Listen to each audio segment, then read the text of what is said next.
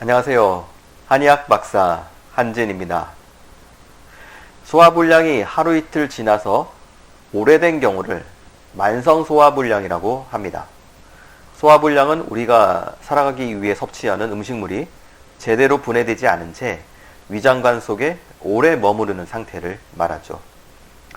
소화불량의 증상으로는 명치가 아프고 답답함, 왼쪽 혹은 오른쪽 갈비뼈 하단이 뻐근하고 아픈 증상이 대표적인데요.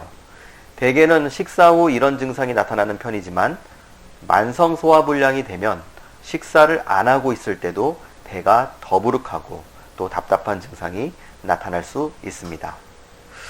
명치 부분이 답답하면 가슴이 답답한 경우도 있고 또 등이나 어깨가 뻐근하고 아픈 증상이 함께 나타나기도 하는데요.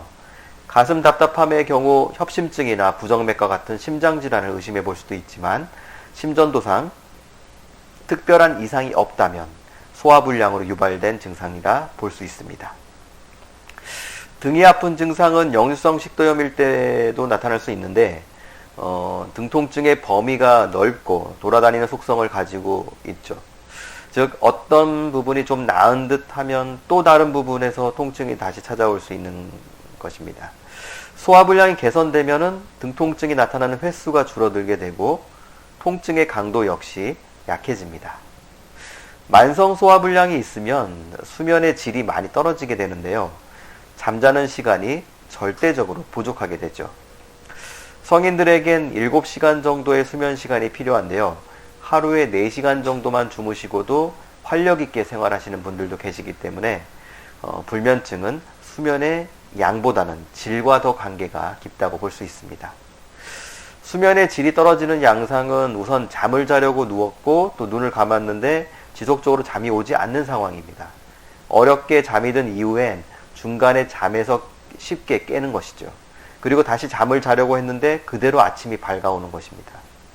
악몽을 자주 꾸는 경우도 수면의 질을 떨어뜨리게 됩니다. 잠을 잘 자려면 일단 마음이 편해야 되는데요. 소화불량으로 속이 불편하면 불안하고 걱정이 많아집니다. 소화불량은 단순히 위장에 그치는 정도로 끝나지 않고 상당히 다양한 증상을 유발합니다. 불면증의 가장 큰 원인은 얼굴로 올라오는 열입니다. 열감이 지나친 것인데요.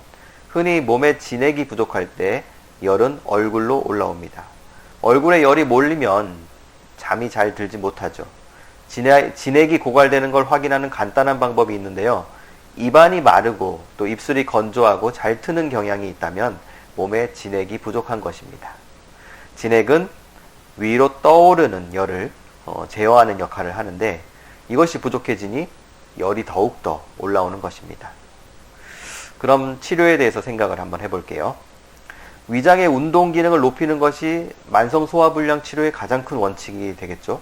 그리고 얼굴로 열이 올라오지 못하게 막기 위해서 진액이 부족해지지 않게 해야 됩니다. 진액 보강은 위장이 치료되면서도 보강되는데 진액 부족이 심각하면 이를 보강하는 치료를 병행해서 그 치료 기간을 단축시킬 필요가 있습니다. 오늘은 여기까지입니다. 그럼 다음에 뵙겠습니다.